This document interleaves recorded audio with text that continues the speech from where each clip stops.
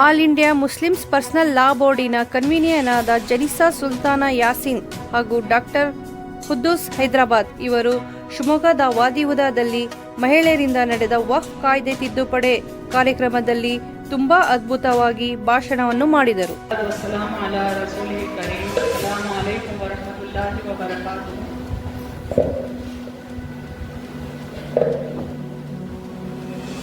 अल्लाह का लाख लाख शुक्र है, अहम मकसद के तहत यहाँ जमा हुए हैं.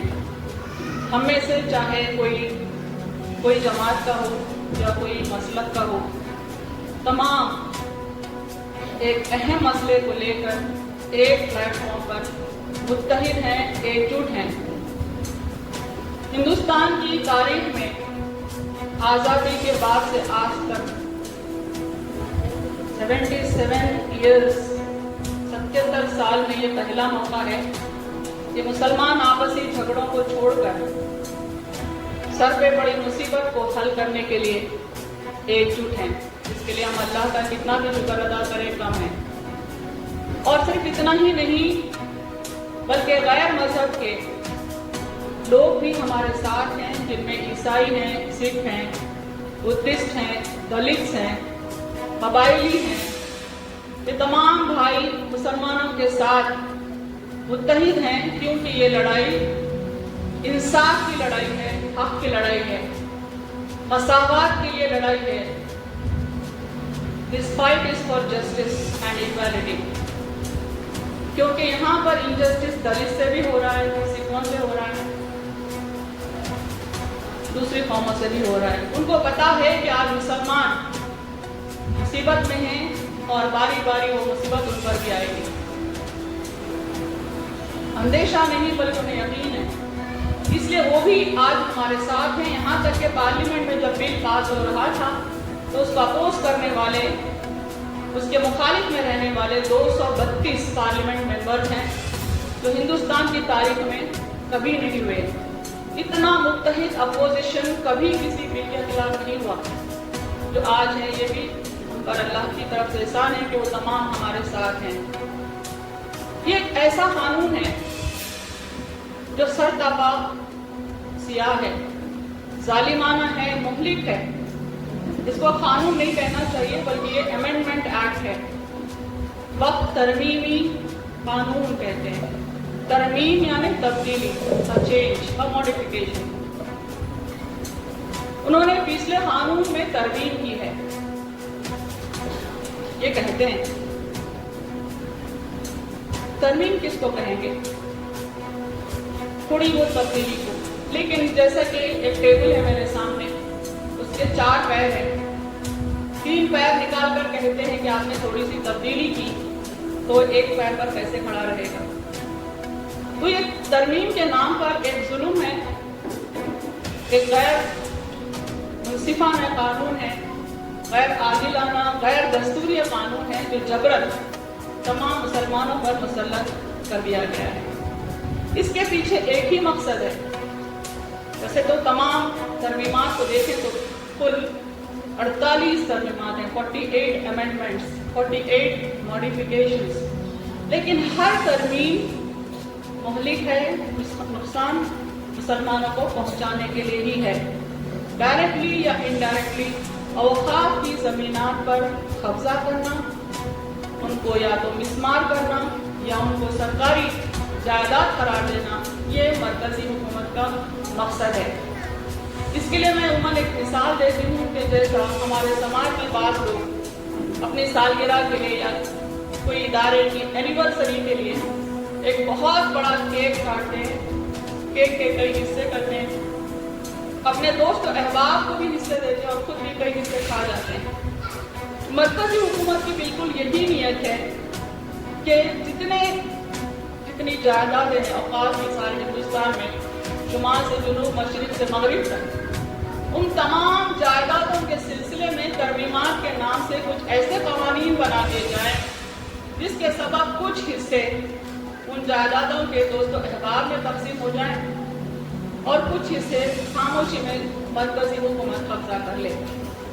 एक बहुत ही भयानक कानून है जिसके तहत जिसके सबब all India Muslim personal law board ने ये के खिलाफ सारे हिंद में एक तहरीक चलाई जाएगी, ये वक्त बचाओ दस्तूर बचाओ, क्योंकि ये कानून दस्तूर के कई आर्टिकल्स के खिलाफ है, वायलेट कर रहा है।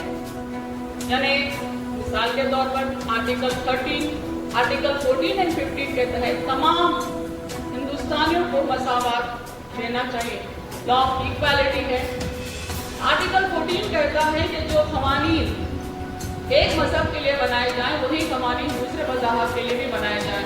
जिस तरह से मुसलमानों का वक्फ बोर्ड है, वैसा ही हिंदूज के लिए एंडोवमेंट एक्ट है। हुकूमत की जानिब से वक्फ तरमीमी कानून 2025 जो लाया गया, उसके खिलाफ जो है हम एहतजाज दर्ज कराने के लिए जो है यहाँ पर जमा हुए हैं। वैसे तो देखिए कि हिंदुस्तान जब से आज़ाद हुआ है 1947 से मुसलमानों के लिए देखिए कोई ऐसी फलाही स्कीम, मुसलमानों के लिए कोई ऐसा मंसूबा या मुसलमानों के लिए कोई ऐसा पैकेज नहीं दिया गया जिससे उनकी तरक्की हो सके। अगर आप जो है आज़ादी के बाद से आज तक अगर आप देखेंगे तो मुसलसिल मुसलमान, चाहे वो माशी तौर पर हो, चाहे तालीमी तौर पर, चाहे हर एतबार से मुसलसल देखिए कि उनकी जो हालत है वो ज़वाल की तरफ जा रही है। कई फसादात हुए जिसमें हज़ारों मुसलमानों की जानें गई, हमारी इबादतों को शहीद किया गया, हमारी मुसलमान औरतों की जो है इज्जत व आबरू लूटी गई।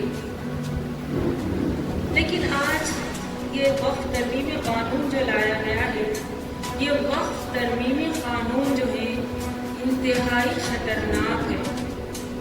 2014 से आप देखेंगे कि मुसलसल ऐसे क़वानीन बनाए जा रहे हैं, यानी ऐसे लॉज बनाए जा रहे हैं जिससे हमको जो हिंदुस्तान का संविधान, हिंदुस्तान का कॉन्स्टिट्यूशन जो हमको हक देता है, वो कानून के ज़रिए से वो हुकूक हमसे छीने जा रहे हैं।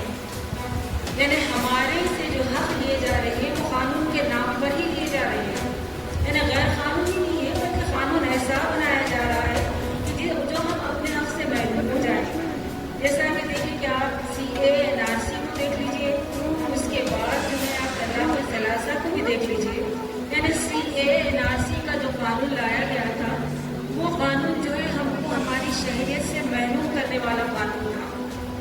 और उसके बाद देखिए कि तलाक़ सलासा का जो कानून लाया गया, उसमें ये कहा गया है कि हम जो है मुसलमान औरतों की हालत को बेहतर बनाने के लिए ला रहे हैं और मुसलमान औरत को एम्पावर करने के लिए जो ये कानून ला रही है। तो अब देखिए कि 2019 से 2025 तक में मुसलमान औरत की हालत का जो है आप अंदाज़ा कीजिए। हुकूमत के आधार व शुमारी के मुताबिक कहीं भी देखिए कि आप किसी भी मैदान में मुसलमान औरत की तरक्की नहीं हुई, बल्कि मुसलमान औरत जो 2019 से पहले जो है आज़ादाना तौर पर जो है अपने ख़ानदानी मामलात में अपने फ़ैसले लिया करती थी, अब वो फ़ैसले नहीं लिया करती, नहीं ले सकती। उसकी वजह यहाँ पर यह है कि वो कानून जो है उसकी ज़िंदगी में रुकावट बना हुआ है और वो कानून नाफिज होने के बाद से जो है मुसलमान औरत की जो हालत है वो हालत और बदतर हो गई है। और मुसलमानों में देखिए कि तलाक़ का फ़ीसद बहुत पहले ही से कम था, लेकिन अब यहाँ पर हुआ क्या कि अबेंडेंट केसेस और बहुत बढ़ गए। यानी दूसरी कौमों में ऐसा हुआ करता था, मुसलमानों में ये मामला नहीं था। अब जो है मुअल्लक़ केसेस, यानी आदमी क्या कर रहा है कि अगर इस हक़ को इस्तेमाल करे तो उसके ऊपर जो है मुजरिमाना जो है कई ऐसे इल्ज़ाम लगाए जा रहे हैं जिससे जेल भेजा जा रहा है। तो इससे हुआ कि औरत की हालत जो है जो बेहतर होने का दावा जो किया गया है और मज़ीद जो है अफसर हो गई इसकी हालत। और अब देखिए कि वक्फ तरमीमी कानून जो लाया गया है, इसमें जो है जो हुकूमत के नुमाइंदे हैं, जो हुकूमत के कारिंदे हैं, जो हमारे वज़ीर आज़म हैं, वो जो है मुसलसल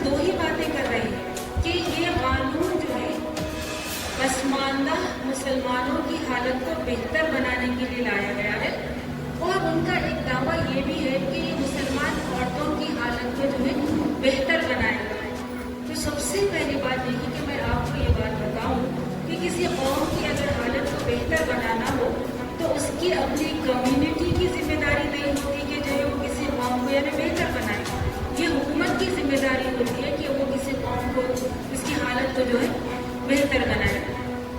اب آپ اس کے بعد دیکھیے کہ جو ان کا جو دعویٰ ہے کہ پسماندہ مسلمانوں کو جو ہے بہتر بنائیں گے.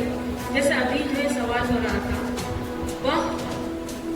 وقت کی املاک ہوتی ہے جس میں ہمارے مساجد، مدارس، قبرستان، عیدگاہیں، درگاہیں، خانقاہیں، اسکولس، کالجز، تمام جو ادارے ہوتے ہیں خیر کے، اس میں دیکھیے کہ کہیں بھی جو ہے کسی بھی مسجد میں غربت کے سبب کوئی آدمی کو آج تک روکا نہیں گیا.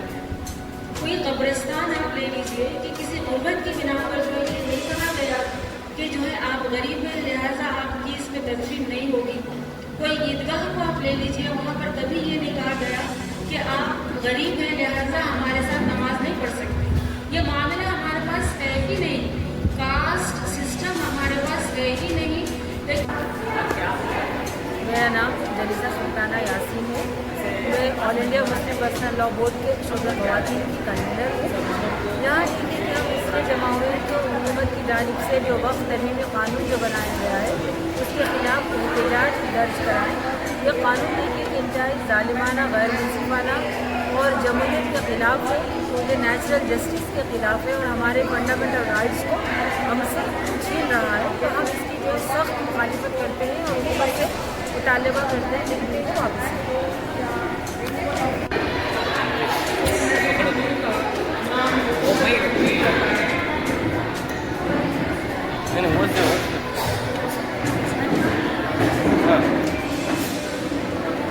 اس نئے قانون میں ہم نے بہت اچھی طرح اسٹڈی کی ہے.